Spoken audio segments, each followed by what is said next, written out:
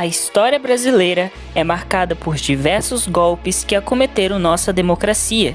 Nesse sentido, um dos momentos mais turbulentos vivenciados pelo povo brasileiro foi o acontecimento de 1º de abril de 1964, que depôs o então presidente João Goulart e instaurou uma ditadura militar em nosso país. A conspiração utilizou do caráter popular do governo do então presidente para justificar uma suposta ameaça comunista e instaurar um regime apoiado pela classe média, grandes empresários e pela igreja, que prometia reestabelecer a ordem no país, mas que na realidade atendeu às reivindicações da elite conservadora e submeteu o Brasil ao imperialismo norte-americano, além de ter sido um período marcado pela censura, tortura e desrespeito aos direitos humanos.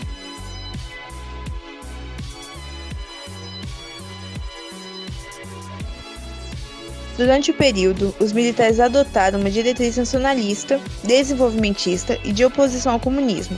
Além disso, foi elaborada uma nova Constituição e, ao mesmo tempo, o Congresso Nacional foi dissolvido e liberdades civis foram abolidas. No âmbito jurídico, foi criado um Código de Processo Penal Militar que permitia que o Exército Brasileiro e a Polícia Militar pudessem prender e encarcerar pessoas consideradas suspeitas, além de impossibilitar qualquer revisão judicial, e também foi adotada a Doutrina de Segurança Nacional, a qual justificava ações militares como forma de proteger o interesse da segurança nacional em tempos de crise. Apesar das promessas iniciais de uma intervenção breve, a ditadura militar durou 21 anos, e para se sustentar, o regime pôs em prática vários atos institucionais para legitimar suas ações e assim restringir a democracia, culminando em 1968 no Ato Institucional número 5, o mais autoritário decreto, que permitiu o aumento da repressão ao conferir poderes plenos para o Executivo perseguir e reprimir a oposição. Além disso, graças ao monopólio dos meios de comunicação, o regime pôde usar das propagandas de caráter ideológico para manipular a massa e, com isso, obter também um grande mecanismo para se justificar no poder. Como em qualquer regime de caráter autoritário, a ditadura militar brasileira utilizou de propagandas para legitimar suas ações perante a sociedade. A Assessoria Especial de Relações Públicas, responsável pelas campanhas do governo, assumia, então, o papel de convencer a população de que aquele regime era algo positivo. Como ela fazia isso? Bem, de diversas formas, tais como criando documentários, filmes curtos e simples, filmes sobre campanha de higiene para o cinema e para a TV, as mais diversas campanhas e slogans, trazendo de forma exagerada um nacionalismo. Ô pai, o que é nacionalismo, hein? Nacionalismo? É. Bem, deixa eu ver se consigo desenhar nacionalismo para você. Olha, o nacionalismo não é apenas cumprir os deveres cívicos para com a pátria. O nacionalismo é um conjunto de ideias, meu filho, para ação política, econômica e social, visando preservar o interesse da nação. Sei. É o fortalecimento da nossa economia, o uso das nossas riquezas em benefício de todos nós brasileiros. Entendeu agora o que é nacionalismo? Um nacionalismo altivo, equilibrado e justo é instrumento de governo. Este é um país que vai para frente.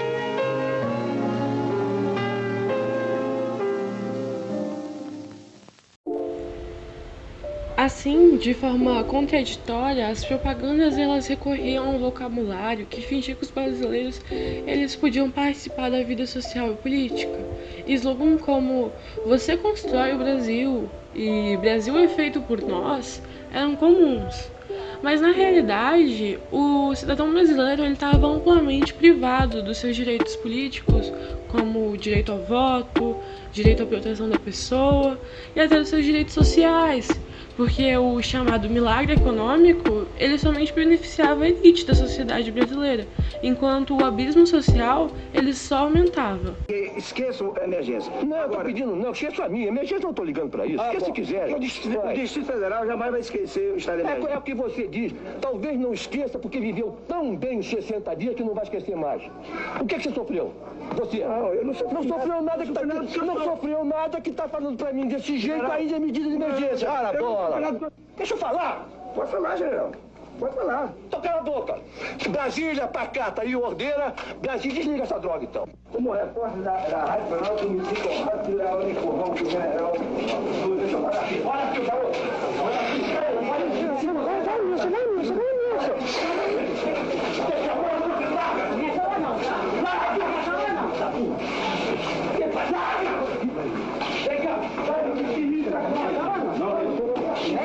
Os slogans ufanistas também foram amplamente divulgados nesse período. Por exemplo, Ninguém Segura Este País, Pra Frente Brasil, criados para a Semana da Pátria, de 1970, logo após o Brasil ter o tricampeonato de futebol. O Este é um País que Vai Pra Frente, slogan que inclusive gerou uma música que era cantada deliberadamente nas escolas, nos desfiles de fanfarras do 7 de setembro. Vai pra frente, oh, oh, oh, oh, oh. E uma gente amiga e tão contente, oh, oh, oh, oh, oh. Este é um país que vai pra frente, de um povo unido de grande valor.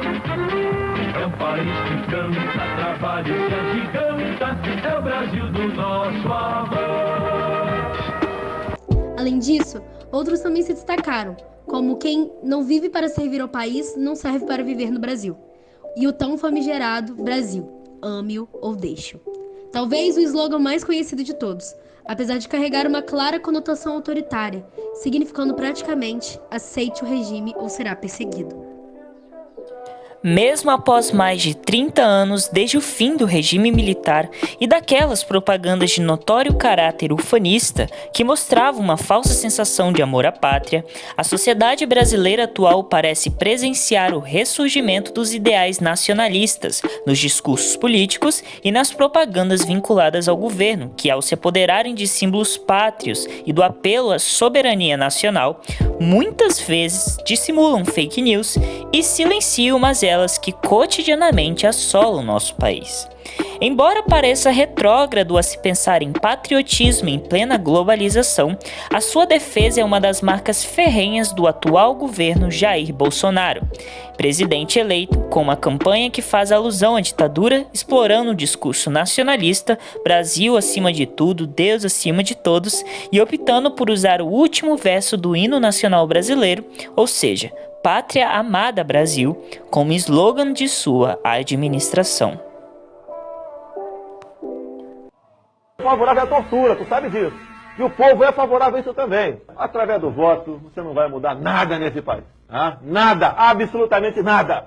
Você só vai mudar, infelizmente, quando um dia nós partimos para uma guerra civil aqui dentro. Né? E fazendo um trabalho que o regime militar não fez. Matamos 30 mil. Começando com o FHC. Não deixar para fora, não. Matando. Perderam em 64. Perderam agora em 2016. Pela família e pela inocência das crianças em sala de aula que o PT nunca teve. Contra o comunismo, pela nossa liberdade. Contra o Fórum de São Paulo, pela memória do coronel Carlos Alberto Brilhante Ustra, o pavor de Dilma Rousseff. Como vota, deputado? Pelo Exército de Caxias, pelas nossas Forças Armadas, por um Brasil acima de tudo e por Deus acima de todos, o meu voto é sim! Jair Bolsonaro! Com tal discurso, em 2019, o presidente estava mais preocupado em promover o maior desfile do Dia da Independência desde a ditadura e convocar seus apoiadores a vestir verde e amarelo do que mostrar as queimadas na Amazônia, a disseminação de ódio contra negros, grupos LGBTQ+, religiões de matriz africanas que, inclusive, só crescia. No final de 2020, usava mais os seus esforços para criar a campanha Alô Presidente, conversando com supostos moradores atendidos de uma ação governamental que na realidade eram bancos de imagens, do que preocupado em não menosprezar a ciência. Afinal, ele foi capaz de destinar 24,4 milhões de reais em campanhas na defesa de hidroxicloroquina, cientificamente ineficaz, enquanto o número de mortes pela Covid-19 subia. Se por um lado o período ditatorial usava das propagandas para conseguir se manter, por outro, ele sempre precisou encontrar algum meio de lidar com todas as formas de expressão pública que por vezes eram vistas como certa ameaça ao regime. De fato, ele encontrou essa ferramenta. Foi a poderosa tesoura da censura. Sem dúvidas, o regime não teria se sustentado por quase 3 décadas sem o uso da repressão às liberdades individuais, negação do direito de livre expressão e manipulação das informações, o que de forma implacável e devoradora calou gerações. O alto número de opositores perseguidos pelo governo militar pode ser explicado pelo uso de órgãos de repressão como o Departamento de Operações Internas, que controlavam a circulação de informações e prendiam e torturavam militantes. Muitas pessoas que eram de oposição ao governo foram exilados, torturados ou até assassinados, já que os métodos de repressão eram muito violentos, envolvendo castigos corporais, violência sexual, choques elétricos e o pau de arara. Diante de tantas atrocidades ocorridas no país, e apesar da violência do regime, a produção cultural brasileira durante o período assumiu um posicionamento político marcado pelas críticas ao governo e pelo desejo de mudança, mas também foi severamente ferida pela censura. Músicas e filmes foram tirados de circulação, pois, segundo os censuradores, tinham conteúdos considerados subversivos e apresentavam críticas ou uma visão negativa do regime. No período negro da censura, eu peguei os anos 60, os anos 70, e foi uma coisa muito ruim, muito angustiante. Eu tive muitos problemas. Eu lembro que na época do Clara Crocodilo, quando eu compus o Clara Crocodilo em 72, a gente não podia cantar com a letra original porque era uma coisa censurada, depois o Orgasmo Total foi uma música que foi censurada. A gente tinha muitas ideias na cabeça de músicas que a gente queria fazer, e que a gente já não fazia porque sabia que iam ser censuradas, e naquele tempo censurado era o seguinte: você não podia gravar, você não podia tocar em lugar nenhum, quer dizer, ela só podia existir na sua casa, então foi um negócio terrível, assim. Eu me lembro quando teve aquele movimento nacional pedindo o fim da censura, e que no final o Congresso não votou o fim da censura. Foi uma coisa que, acho que foi isso, não me lembro disso, mas tenho a impressão que foi isso que aconteceu. Eu fiquei me sentindo frustrado, sentindo como se tivesse tido um pedaço da minha vida amputada, O cinema brasileiro buscou retratar as mazelas sociais de nosso país e foi duramente perseguido por apresentar críticas sociais e políticas que adotavam um discurso de resistência contra a ditadura militar. A ação da censura no cinema brasileiro buscou moldar a produção de filmes aos projetos políticos do regime. O lema central era proibir e cortar sempre que possível. Se as duas opções falhassem, o filme então deveria ser engavetado, garantindo assim que ele nunca e jamais chegasse ao público.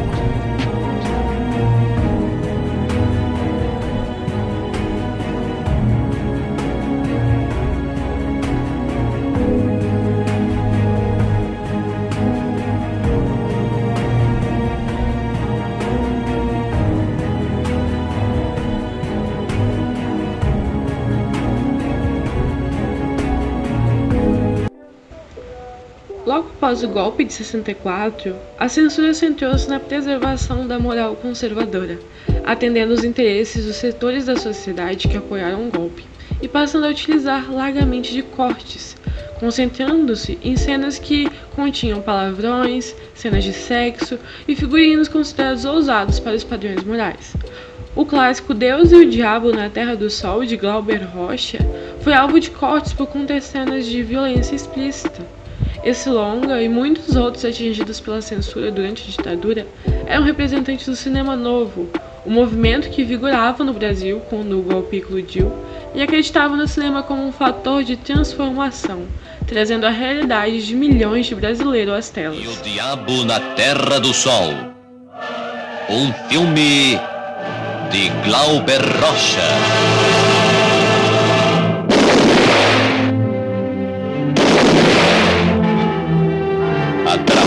a aventura de um homem que se perde entre um deus negro e um diabo louro. A situação viria a piorar a partir de 1967, e com a instauração do Ato Institucional número 5, que iniciou um período rígido de controle da esfera cultural, decidindo quais obras podiam circular no país. Nessa época, outro grande filme de Glauber Rocha foi censurado, e dessa vez proibido de circular no território nacional, apesar do sucesso nos festivais internacionais. Terra em Transe, 1967, que se passa na fictícia República de Eldorado, foi considerado uma metáfora da política brasileira, já que, como dito pelos órgãos de repressão, apresentava cenas e situações com propaganda subliminar, além de mensagens negativas e contrárias ao interesse da segurança nacional, aspecto de miséria e de luta entre classes. O meu destino é a felicidade. O meu princípio é a pureza de caráter. De braços firmes, as mãos limpas, a consciência tranquila. Construiremos uma grande nação. A pátria é intocável. A família é sagrada. A minha esperança é um sol que brilha mais. Além do cinema novo, clássicos do cinema marginal, como O Bandido da Luz Vermelha, de Rogério Sganzerla, e como Macunaíma, de Joaquim Pedro de Andrade, foram produzidos nesse período e tiveram cenas cortadas pela censura por exibir diálogos chocantes, tortura e sexo. Se por um lado, a repressão afetou diretamente a produção, por outro, não conseguiu destruir a capacidade de resistência do cinema. Outro marco da produção de filmes brasileira foi a produção Pra Frente Brasil, 1982, de Roberto Farias. O longa, que foi liberado para apresentação no Festival de Gramado, foi confiscado durante o evento e teve sua circulação proibida por tratar diretamente do período da ditadura militar e da tortura contra presos políticos. Considerado como o primeiro filme a retratar a temática, contando a história de um cidadão classe média que é confundido com um militante comunista e levado aos porões da ditadura.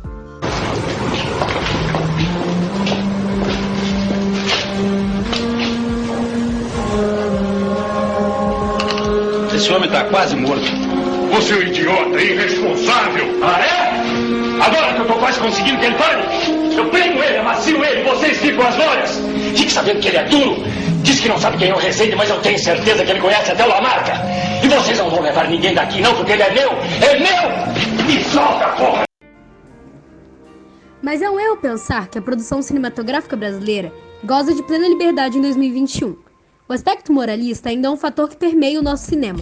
Em 2019, o governo federal vetou um edital por conter produções audiovisuais da temática LGBTQ+. Ainda em 2019, a produtora do canal do YouTube Porta dos Fundos foi alvo de um crime de ódio após uma série de críticas de grupos cristãos que eram contrários ao lançamento de um programa de humor na Netflix. Claro, nada se compara à censura da ditadura, mas a produção cultural brasileira vem sendo deslegitimada e perdendo muitos investimentos. O audiovisual sofreu um corte de 43% do seu orçamento. Isso ocorreu logo após o presidente da República afirmar em uma live que o cinema nacional deveria parar de abordar a questão da ideologia e também de produzir filmes com mentiras sobre a história passada, se referindo ao período de 1964 a 85. Bolsonaro também criticou outras produções nacionais que, segundo ele, fazem ativismo, e até afirmou que não é produzido nenhum filme de qualidade há muito tempo no Brasil, ignorando obras como Bacurau e A Vida Invisível, que tiveram repercussão em festivais internacionais, e ainda se referindo como porcaria ao documentário brasileiro Democracia em Vertigem, indicado ao Oscar em 2020.